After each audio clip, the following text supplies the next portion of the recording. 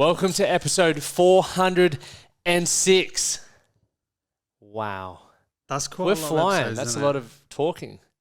Wow. And I always say how I'm an introvert. So, guys, before we dive into today's episode, we got Brad Matthews on. Brad was my best man, also co-host in Rookies to Regionals on YouTube, where we had a CrossFit channel where we were training hard to make the regionals, which is like state level. I don't know what it actually really is. But anyway, it's the next level in CrossFit. And it was good fun. It was really good fun. But we're trying a whole new podcast setup this morning because I had Christian Hull on, as you guys would have listened to recently, and Christian gave me some feedback saying, why are we staring at the camera rather than talking directly to each other, as Brad and I are eye-gazing right now, and it's quite mesmerizing. And I thought, that's a brilliant idea. So we've got a setup. We've got the camera to the left. We've got two iPhones on each of us, so we can both say good day to the... well, you look at that one. I'll look at that this one. Yeah. And we're going to test it out for you guys. So if you see some better content, if you want to check out the YouTube, give some feedback. That would be cool. But how are you, Brad? I'm very well, mate. It's been a while since you've been on. It has. Actually, Bali was the last time I think we did a podcast. Was it Bali or... I remember... So you were on a couple in the beginning, and this was before I even had the Rodecaster Pro, before I was doing it properly. We did it with remember when we the did little mic clip on the lapel mic. And then we'd sit there. I actually remember we just sat there and we're like, should we just do a podcast on my being in a relationship? Yeah. I'm pretty sure. And then we sat there on the bed and we just like had a little chat. About relationships. Actually, no. We did one on my balcony, but I think you could hear the cars. Remember, that was at Wild Kitchen. So we sat out the front of the cafe and it was raining on that roof. It had the plastic roof. Yeah, I you remember could hear it. It was like... Too noisy. Yeah, it was really noisy. You're a professional now. I can't remember what episode that was, but it was a while ago. It was a couple of years ago. Good to be back. Mate, great to have you back. Thank you. This is going to be fun. So we're going to be talking all things about blended families and step families. Yep. Interesting conversation. We were chatting the other day. I was like, man, I want you back on the potty. What can we talk about?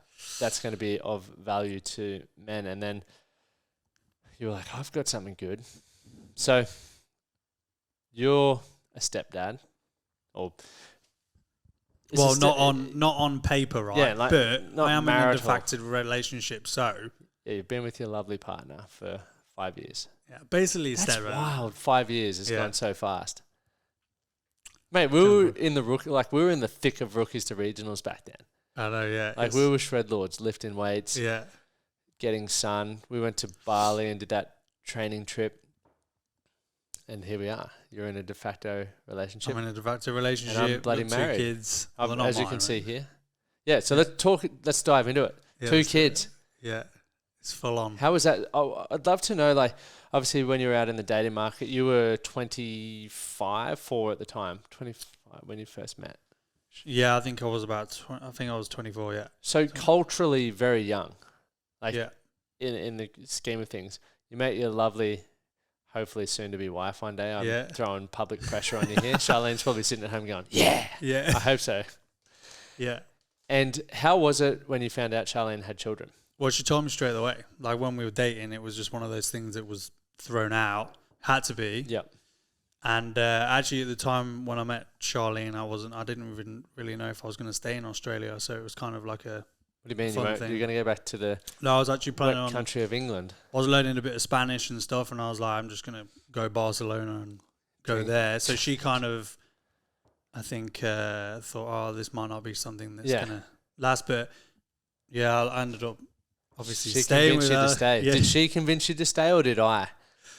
I think a bit of both from there. Oh, good answer. Nah, like, lovely. I was like, well, I'm going to leave this one. This woman's everything, like she values the things I value, and it's just works out. Why do I have to not be with this woman because she has 2 kids and they're not mine? Do you know what I'm saying?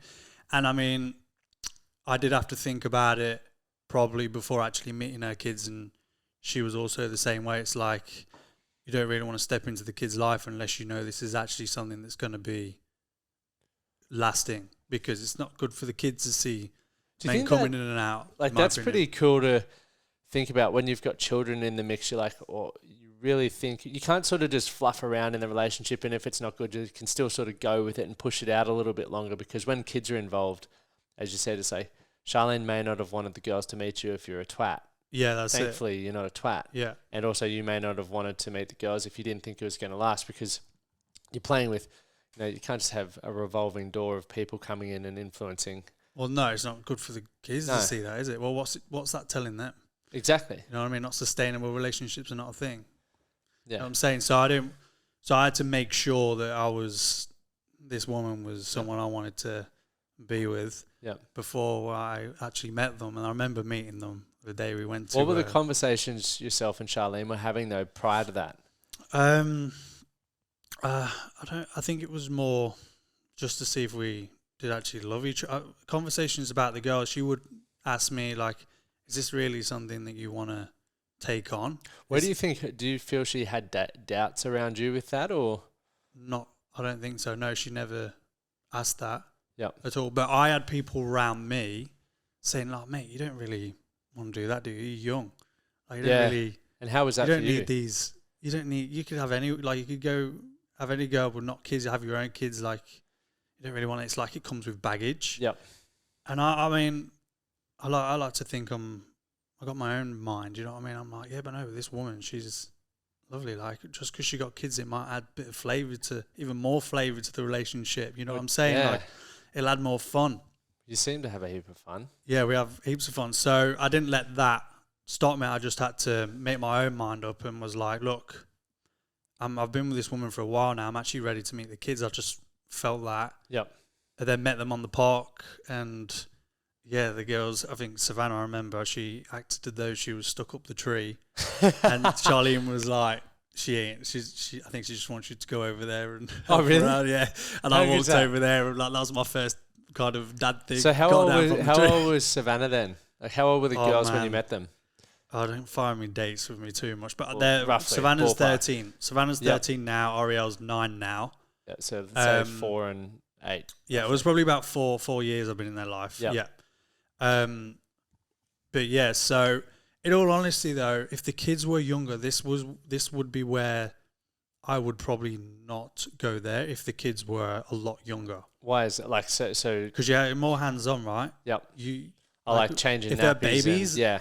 I don't think that's not something I could take on, because at the end of the day, I also had a lifestyle that I wanted to live. How do you feel though? Like, because I feel you're very aware of what you want, and you don't often compromise that, right? Like the reason why the Rookies to Regionals broke up. Now, this is a touchy subject on air, was because, well, this is what you told me. You didn't like the gym we were training in because it was too dark. Yeah. And you've come over from England, which is weather's notoriously miserable, and you're like, mate, I just want the sunlight. Yeah, you come here to be in a dark gym. Yeah. So you don't fuck around. Like, you're pretty open and honest. Did you ever get any flack for that? Like, do you feel even saying, look, I couldn't be with a woman who has like a 1 to 2 year old, but 4 and 8 sort of worked for you? What do you mean? Like, would that? Well, some people would not say that. They feel that. I think about how offended people get at the moment, and people go, "You can't say that." Well, yeah, but that's me, innit? Yeah. Like, I don't. You probably can't, but you probably can, but I can't. Like, that probably means I need to be a bit more hands on with the baby. That's going to take a lot more of my time. My time is quite valuable. Going into the girl's life now, they do require a lot of my time, but at the same time, they're quite self-reliant. Yep. Which does take away a lot of hands-on time. Yep. I'm saying. So by all means, like, if some people want to go, I've nothing against that. But for me personally, I think of it into the future. Like, I value my future self. And yeah, if I was to be in a relationship with someone that had younger kids, I know it's going to be a lot more harder work, just from what I've witnessed. Yep.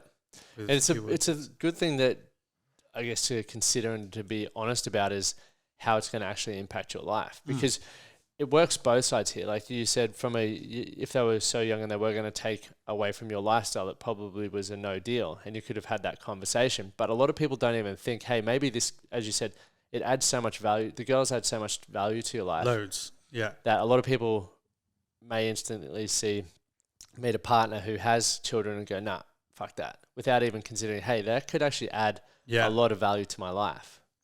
So it's cool that you were able to sort of sit and think about what was going on in your life and what you wanted for the future and make that decision for yourself rather than listening to the influences around you.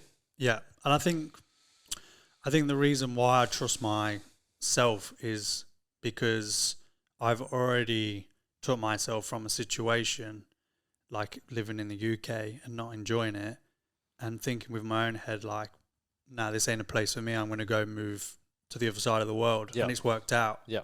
So I've kind of like built that within me that you got to trust yourself. Yeah. Make the decisions for yourself. You know what I mean? You got your own head on your shoulders. Obviously, I've taken opinions of people closest to me. Yeah. And I talk to my mum and dad and stuff like that about it. But at the end of the day, it comes down to you. And if you're happy, you go for it. How have you developed that though, even for leaving the UK and that? Like, what do you think put you in the frame of mind to just go, look, if it's not for me, I'm going to go chase what's for me? Because there are a lot of people out there, a lot of men out there who want certain things within their life, but one, they don't have the courage to go after it.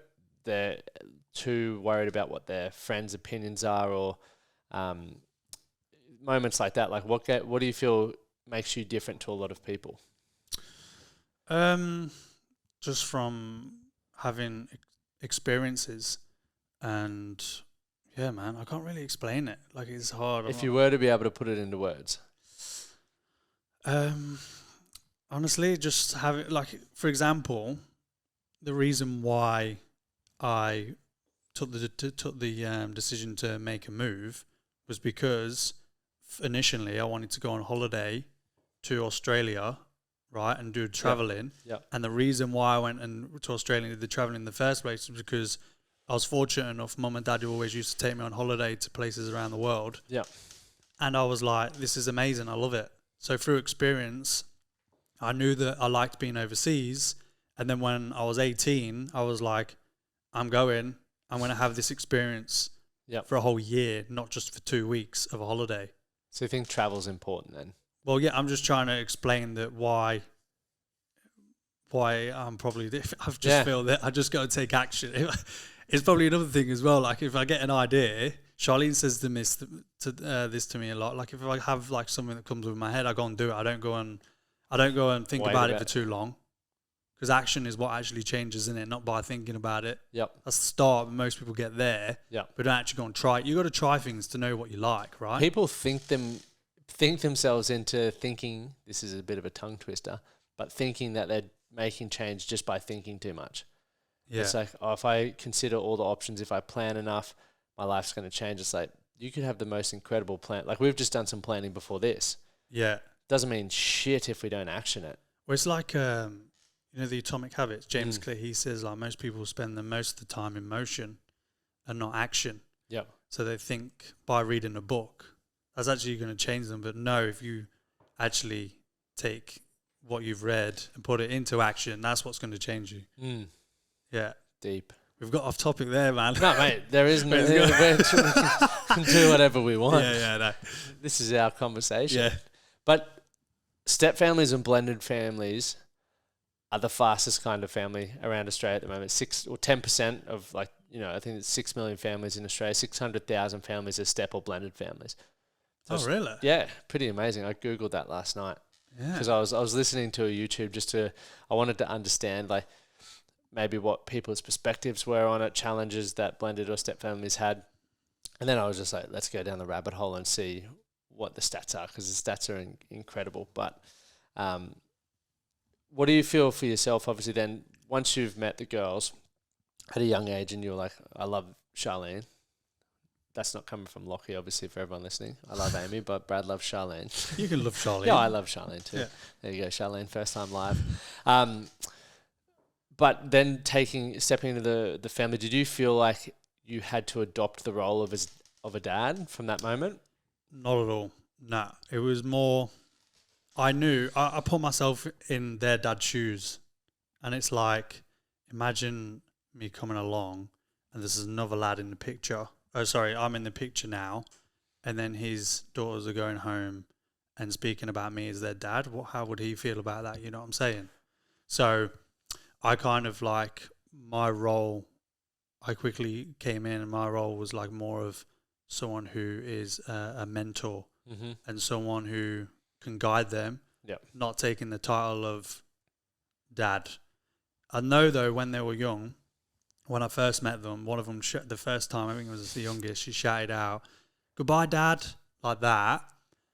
And I was like, oh, like I didn't really say anything. It's up to them if they want to say that, but she probably doesn't understand too much. And I think they actually, one of them mentioned it in front of their dad as well. And I don't think he was too happy about it. And I understood, whatever. And then one time she said it again in the car, and I turned around and says, "You can't call me." Well, I didn't say you can't call me dad. I was like, "How about you call me Braddy instead?" Brad you know to Braddy. I mean? Yeah, but I'm not. I've said this before. Like, I'm not there to take to have the title of dad. Yep. If they want to call me it, by all means. But I'm more of like someone there that helps guide, that helps mentor if they need it. Yeah. You know what I'm saying? It's a good. Like very empathetic of you to consider that, because some people maybe once again don't think about how the other dads or the dad, so not the other dad, but the biological dad's feeling in that moment, and obviously what the role is. Because I feel, even from what I was reading to and listening last night, some blended families, like the stepdad may come into the picture and just go straight into parenting. It's like you need to build that relationship with the children first, and they need to sort of understand who you are, because you're just like a random new person now. Yeah. But you're trying to almost demand authority and have influence without that. And that doesn't work in any area of life at all. You've got to build that influence. Yeah. I'll leave it up to the kids. You know what I mean? Leave it up to how they're feeling. Obviously, you got to have a look at the situation, see how they're feeling, what do they want. And so when they talk about their dad, just listen to it. Yep. Like when they tell me stories about what they've been up to with their dad, I don't turn my nose up. I'm at a quiz, ask questions about it, show I'm interested. You know, I'm happy that you got a good relationship there. Yep. That's what we want to keep. You know what I'm saying? And what's the dynamic there? So do you have the girls week on, week off, or what does that look like? Yeah, week on, week off. So half parenting. Yeah. So how do you find that like as well for your lifestyle? Like how does that work in? Well, like how do you make that work? Is a question I want to ask. I just know that when I have the week with them, I'm not going to see Charlene as much. Oh, when you have the girls there? When we have the girls, I don't see Charlene as much as I do when we don't. She's driving more and school and all that stuff. The weekends, obviously, we have the girls as well, so we got to do something that's probably they're going to enjoy a bit more. Yep. And also, I know I've got a meal prep different because the girls don't want to eat like how I eat. I do put that in a little bit, but it's usually, tacos and... Oh, I love tacos. Like easy What's your stuff for them taco? to eat. At the moment, we're doing a mixture of like... What would you send me a photo of the other day? Chicken fajita tacos, but they're just good for the girls, you know what I mean? They're easy. So obviously I meal prep as well. So I'm doing like 2 days, 2 to 3 days worth of food for the girls, the dinners. So, I mean, that's the only thing. It's just the time. I lose a bit more time when I have the girls. Do you think, so obviously then when you've got the girls, you say you lose more time. So like a busy family. Yeah. There's a lot of busy families that are listening to this. So do you find meal prepping is extremely helpful? Like how is it helpful for you? Oh, meal prepping saves time. It like, again, like it might be a bit of time now, like spending 2 hours doing dinner. Yeah. But then you're going to same time the next day you haven't got to cook, and the day after you haven't. So ultimately, you save time by putting in time. Yeah. And the present. Time. Yeah. You just got time. What a time. Yeah. You just got to. I think meal prepping is a game changer. I think. For those who say meal prepping is boring. Yeah. What do you say to that? What's your thoughts? What do you mean by that? Like, people go, I don't meal prep. It's the same boring thing. I need to change up. I like variety. Yeah, well then change up your meal prep. Fires back with a left hook. Change up your meal prep. You know what I mean? Like mix up your meats. Yep. Mix up. I mean, the girls do get bored. To be honest, like if I do tacos for too long, like I think now it's like tacos again or chicken again. Yeah. Then it's like, okay, get creative. Let's change it up. There's different meat or something. Yep. Yeah. Yeah. Fair play. That's good. Good. And then, so do you find it hard to transition from week on, week off, or is it you're sort of used to that now? I'm used to it now. Yeah. It's more automatic. It's almost like you have a 14-day week if you looked at it like that. Yeah.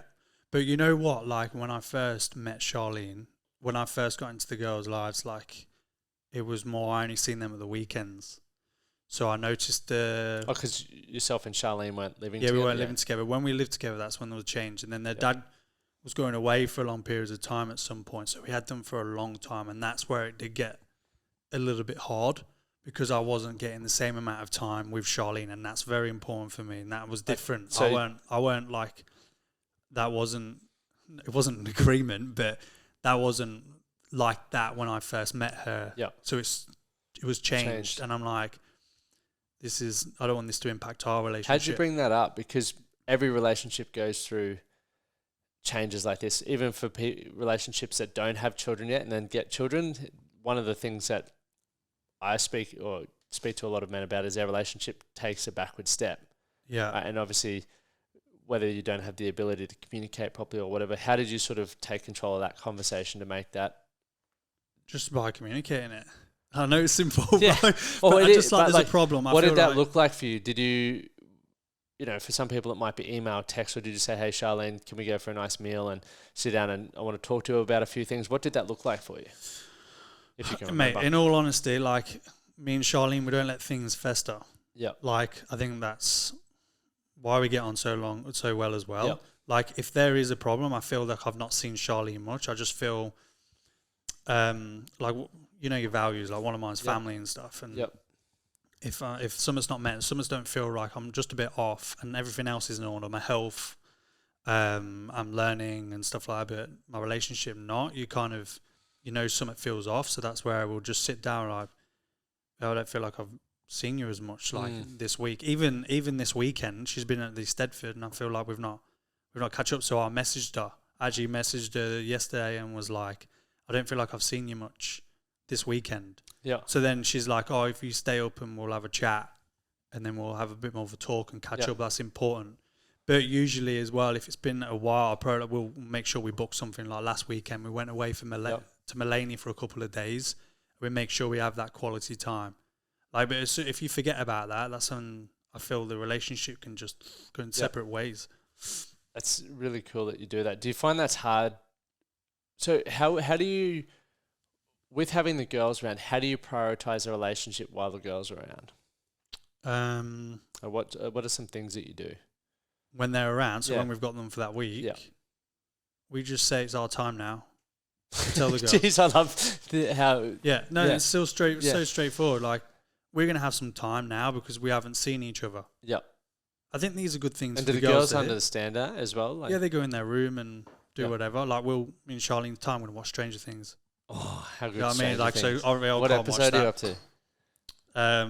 We're on the last season now. Oh, you're binging, mate. That monster Vector or whatever his name is coming to the picture. Yeah. It's actually scary. Like the season 4, I was like, whoa! Like it's actually pretty. I was scared of the Gremlins when I was a kid. Wait, do you want to know a fun fact? Did I tell you about this? For everyone listening, this is fucking wild. So I get a random phone call last Sunday or Monday. And on the line is my dad's cousin. Now, I never met the bloke, ever. He's like, hey, mate, Dean here, your dad's cousin. I was like, g'day, mate, what's going on? Anyway, he's like, I follow yourself and Amy on social media, and I notice Amy's in America. I was like, she is, and I'm heading over on Wednesday, super excited. And in the back of my head, I'm like, what do you call, like, what's the point of this call? And he goes, well, anyway, my sister, so dad's other cousin, is in America, and she's like the head photographer for Netflix. Yeah. Tina. Bloody hell. He's like really good mates with, Kevin Hart, Dolly Parton, all this sort of stuff. He's like, you should probably link up with everybody there. I was like, what? One of my, I don't think that makes it a second cousin, is like big in the arts world that Amy's in, and my dad's never once thought to tell me. I was like, what the fuck's going on here? And then I've jumped on her Instagram, and I won't post it, but she's getting photos with Dolly Parton, Kevin Hart, and like a lot of the Stranger Things current photo on season 4. She took that, and the same with the Ozarks, and I'm like, she's incredible, and I've never once heard about it. So that's a... So you're going to have a chat with her? Yeah, I've been speaking to her on Instagram. She lives in Atlanta. We'll be in Nashville, so it's a bit... I think it's 3 hours away, or 3-hour flight. Make it work. We maybe will make that work, but we might just go back another time as well. There you go. But I was like... Might meet Millie Bobby Brown. Who? Millie Bobby Brown. No idea who that is. She's 11, out of Oh, Stranger is that what her Things. name is? Yeah. Millie Bobby Brown. Yeah, you're not invested that much in it. No, mate, I'm only on season 2. Yeah, all right. But yeah, no, she's in all of them. She's the I main. know, I know Oh, she, right, yeah, but it's like I'm clearly not that invested Yeah, because I'm on season 2. Yeah, oh, I know. I'm the watching names. Peaky Blinders at the minute. Same. Anyway, we've gone way off We're track. going way off. Let's get back Anyway. on it. Anyway, back. So, yeah, I guess those tips around forming maintaining the relationship and prioritizing the relationship, regardless of whether you're. What do you call yourself? Like, or do you even have it? Because when I was googling it all last night, it's like step families and then blended family. What would you call yourself? It's just a family, right? It's just a family, yeah. Fucking Don't oath, why yeah. do people Why we complicate complicate stuff. stuff, You know what I label- mean? It's Oh wild. my god. Yeah. It's fucking different, isn't it? Yeah. I notice when I'm talking to you as well, I say in it. Why? Because you're copying what I say. Yeah, I think I do. Do I say that, do In I it. say in it still? Yeah, you always say in it. I've tried to stop that. I like it. Yeah, I used to say you're right all the time. As You well. always say you're right. No, I'm Oh, trying mate, to. I don't know get when better you're with around that. me. You go, you're right, Yeah. mate. I'm like, yeah. Hello. You know, Yeah. it's so fascinating. Language is interesting, eh? Yeah. Anyway, just sort of language. Actually, no. Don't worry about it. So back to the relationship part, and what does that relationship look like? Like, do you feel as a family you'll have more children, or? But yeah, we're going straight Yeah, in there. I was, We're going diving straight Yeah. in there. That's obviously, like, because my girlfriend, she's older than me. She's 8 years Older and older. wiser. Yeah. I'll let her have that. So she's 8 years older than me. Yep. So it's like, well, clock's ticking, you know what I mean, Yep. for her. But I mean, she's so healthy though. Like, do you feel? I feel, you know, while there's a biological clock, I think yeah. health also, like, Yeah. But how you that, look at- but it's not just that. It's like she's had her kids. She's speaking to we have conversations about this obviously quite a bit. Yep. And she's had kids through her 20s, right? Yep. So now her kids are getting older, so she's gaining some time and freedom back. Yep. Like if she has a baby, okay, then it's kind of like she loses that Yeah. that time again. Yep. So I got to look at it in her shoes. There's so I probably want a kid, but I've also got to think of But Charlene as well. Yeah. It's another thing to consider. Yeah. Time. It's tough. Like, yeah, that does make it tough because that's something that I guess a lot of people don't have to consider is like not adding another 18. But yeah, I guess you're looking after a kid for essentially 18 years. So if you restart that and the girls are 13 and 9, Yeah. yeah, it's something to consider. That's it. Interesting. Deep. What are some other sort of things that you could share around your sort of experience joining a family like that you feel would be beneficial? Because there are so many blokes out there who are, you know, you only got to look at divorce rates to understand that this is going to become more and more common, right? And I don't know whether some people, like you said, there's people look at it like, oh, there's baggage, which is complete bullshit. Like, it's all unique and individual if you start thinking for yourself. But with divorce rates so high, there's going to be so many more men and also women that find themselves in situations like where the other person does have children. So Yeah. what is there any other helpful things you feel you could share that are important to consider or think about, or boundaries maybe you'd put in place, or conversations that are important to have? I just think a big thing is making sure your relationship with your girlfriend is Yep. solid. Like, that's fundamental in my eyes. Yep. First, because they see that, and remember, if you're coming in, and their past relationship that they've experienced might not have been the best, so you don't want them to have the belief of, well, what a relationship is like a man coming in and out and blah blah blah. I want them to see a healthy relationship, what that looks like. Yep. So that's key in my eyes. Yep. I'm saying another thing is communication, like checking in with the girls, making sure you're always talking to them. And I mean, I didn't have this, but as soon as I got into their life, like, they didn't not like me, but I've seen it on films and see it where the kids are just well against another bloke coming in their picture because it's like, no, you're not my dad, kind of thing.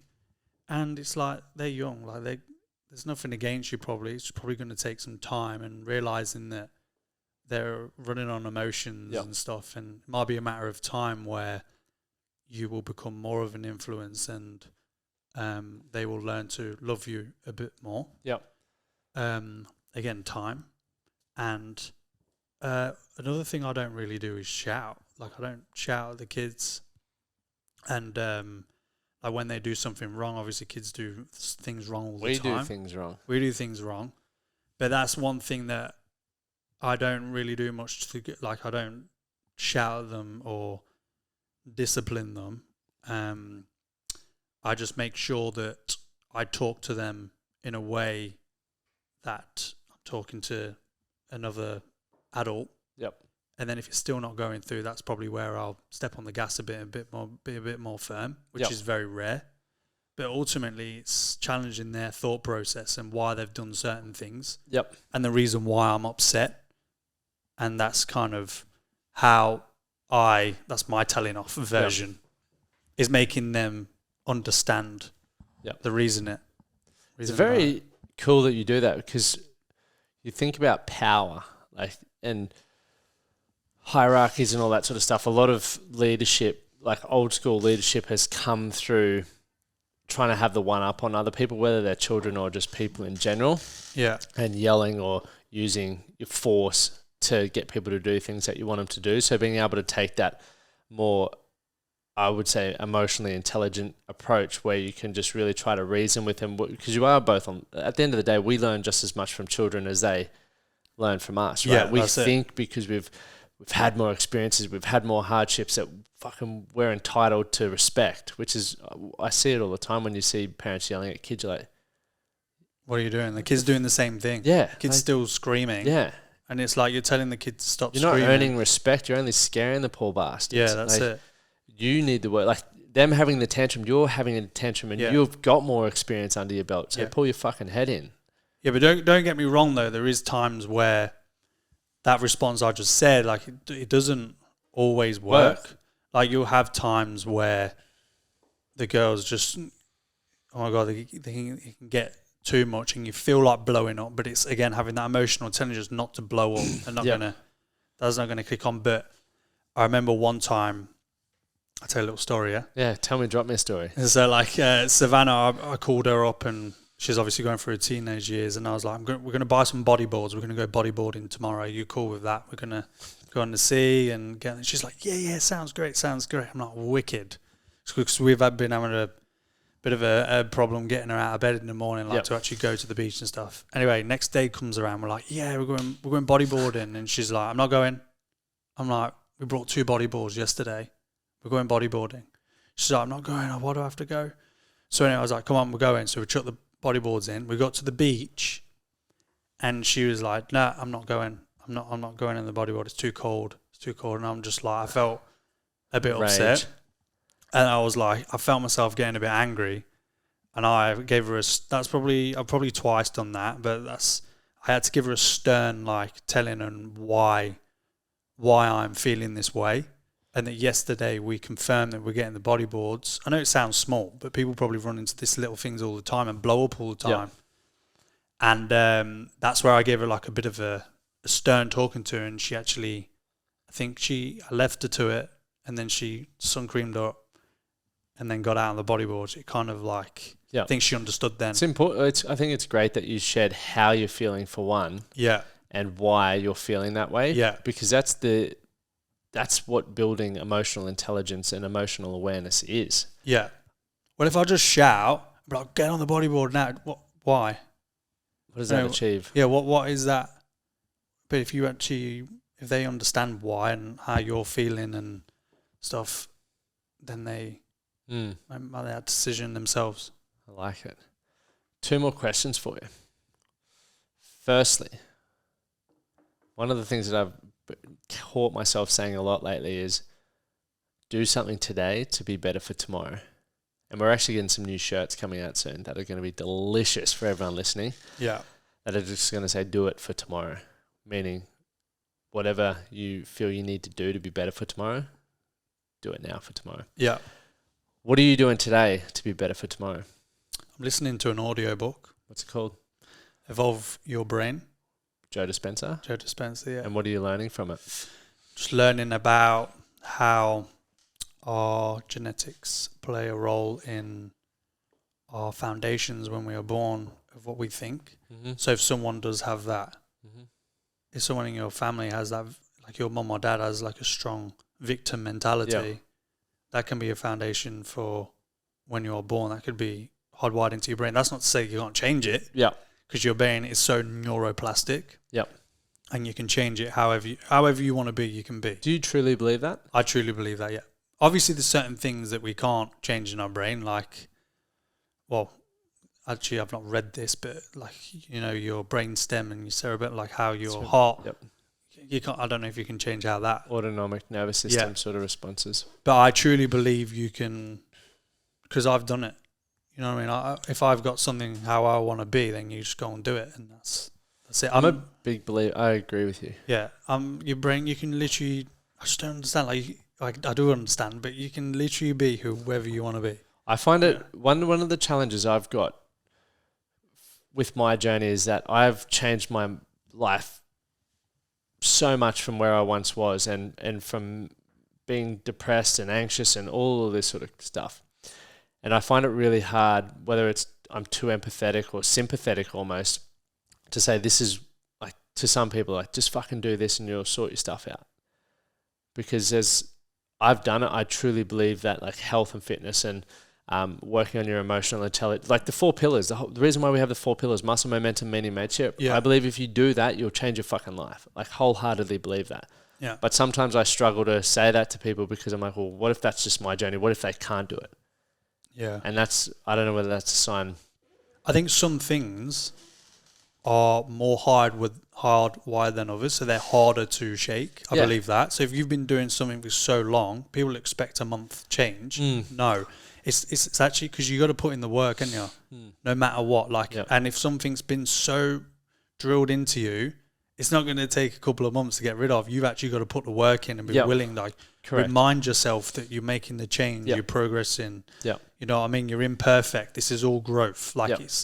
It's repetition that builds those connections in the brain to create those new connections, and that's what ultimately gives us that change. I like that. Yeah. I really like that. Yeah. But a good book, I'm learning heaps. I have to pause it and wow. Mind blown. Yeah. Last one. What's your definition of being a man? I'm going to go back and listen to the last episode I did with you, and see what it was. Yeah. I think being true to your word. Yep. Taking responsibility for your actions. Being loving, compassionate. I love it. Yeah. Mate, well, it's been an absolute pleasure. I know we're going to do a bucket load more of podcasts in the foreseeable future, which is exciting. Yeah. But thank you so much for coming on, man. No worries, man. Thanks a lot for having me. Oh, where can people find you on socials? _ Bradley Matthews. Boom. Nice and simple. Yeah, a lot of fitness content on there. Oh, not much stepdaddy stuff. Actually, yeah. Well, a little bit. Actually, I probably can let the cat out of the bag because by the time this goes live, for everyone listening, Brad is joining the Man That Can project, which is exciting. Proper. So he'll be bringing a heap of value from exercise to nutrition to be able to talk about all that sort of stuff within our academy. So remember, if you're still sitting on the fence about the Strong Men of Value Academy, here's a cheeky plug to make you pull the trigger and get in there. But do something today to be better for tomorrow, and that could be signing up for the academy. That could be leaving a review because that helps us.